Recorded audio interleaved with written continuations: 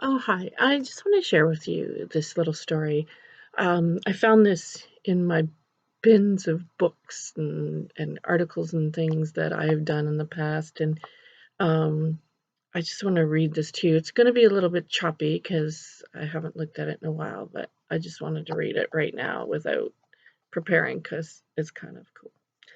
So this was written 11 years ago. So in here I've written, I've been married for 23 years. Well, I've actually been married for 36 years now. So that's how long ago I wrote this.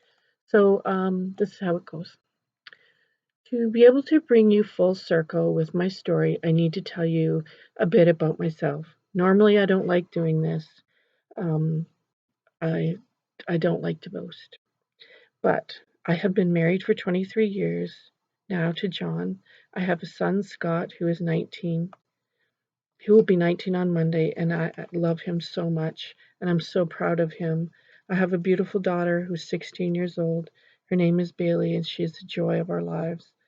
I have been in the healthcare field for 25 years. Kind of makes me laugh because I've been in the healthcare field for 36 years now. I started working in a nursing home when I was 18 years old. For the last 14 years in my nursing career, I worked on the palliative care unit, a job that I love. It's my passion. Working with the dying and their families is an honor.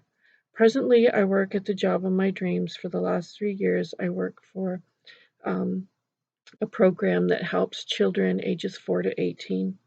I support children who are dying themselves.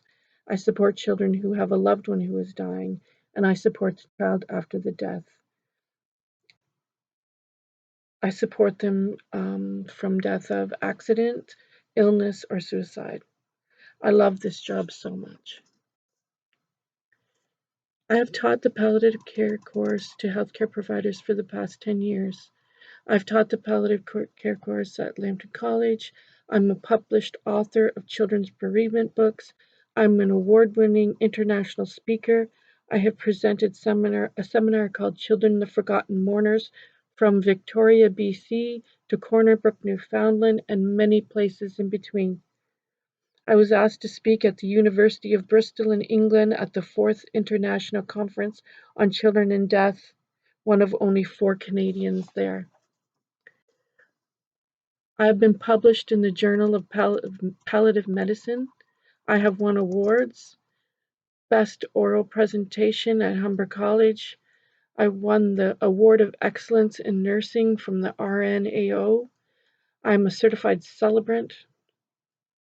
I'll stop there, but I can go on and on. I have been blessed in my life. I have not even talked about all the blessings I received from the many patients that I've cared for or the children that I have met. The Lord has opened doors for me and blessed me beyond words. I was first asked to tell my story or tell how I was saved by a friend.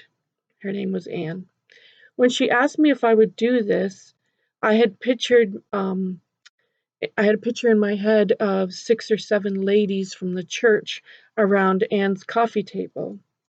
Well, as it turned out to be about 200 people, um, and that's where I met this next fellow, Lori.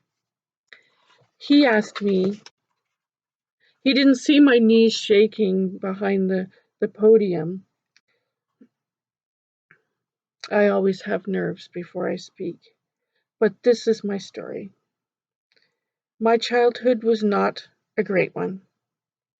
To make a sad story short, my mother, to put it nicely, was mean and nasty. And my dad never stopped her from being mean and nasty to me. Looking back on it now, well, as a child, you might make things bigger than what they might have been. Well, as an adult, now, as a mother myself, it was bigger as a sorry, it was bigger as a child. I don't know why I put this here, but I put now as an adult looking back, It was big.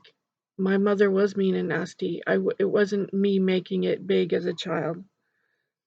Um, a child should never have to live in fear and the feeling of unwantedness and unsafe. And that's how I grew up.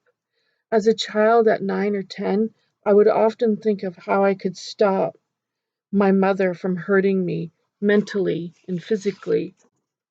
I was always afraid. I first thought of running away, and I thought I would go to my friends or my grandma's and I would hide there. But if they found me then and brought me home, it would be worse. If I hid and they found me, it would be worse. That was always my fear if I ran away. I can remember looking out my bedroom window and I thought I could hide in the big ditch down the road and no one would ever find me in the big ditch. Oh, when I was 10, it seemed like a great idea. When I was 10, hiding in a ditch was a great idea. But then if they found me, it would be worse, and I can't imagine what worse would be.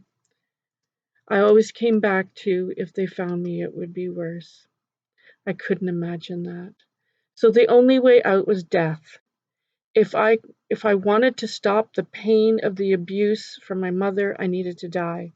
At 10 years old, that was my goal. But I was only little, and how could I do it? As a small child in a family who did not say they loved you or show you any love or even like you. This was a nightly ritual: run away, hide, or die. Run away, hide, or die. Each night I would think of different ways to die. The only reason I didn't complete the job was once again, if I didn't do it right, then it would be worse if I got caught. Then one day I was at school, a place I loved. I loved school. It was a safe place. I was in grade 5. I remember the teacher. Her name was Mrs. Cowardine. Some people came to our class and they talked about someone who loved me and loved me no matter what. And I could read about this love in this book. They gave me this little blue book.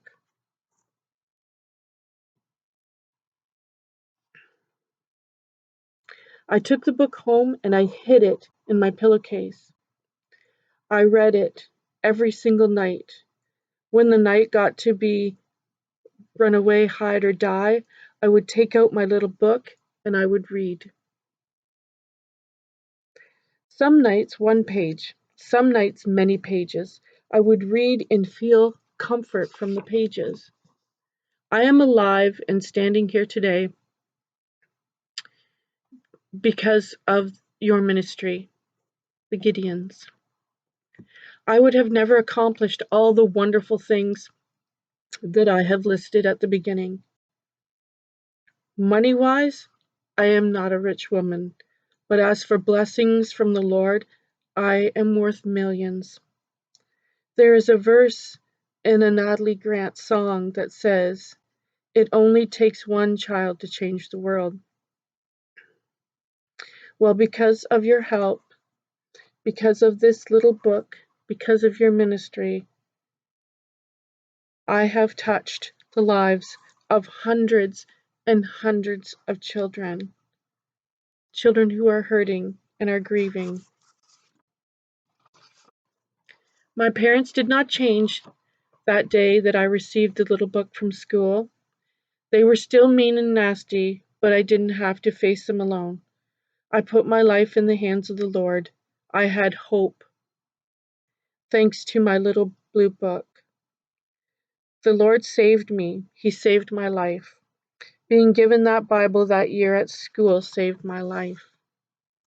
So the reason I am standing here before you today with my knees shaking, telling you my very personal story in front of many more people than I thought the 6 it would be, is so I may glorify the Lord and give thanks to Him. Do not feel sorry for me and my sad story. Everything I have is because of God. I have 33, but I am now 57 years old. After receiving my Bible at school, I would like to say thank you. to the Gideons for my little blue Bible. It has my name in it. It has been given in grade 5 at age 10, December 4th, 1972. If it wasn't for the Gideons ministry, I wouldn't be here. I'm so thankful to them for what they gave me. Thanks.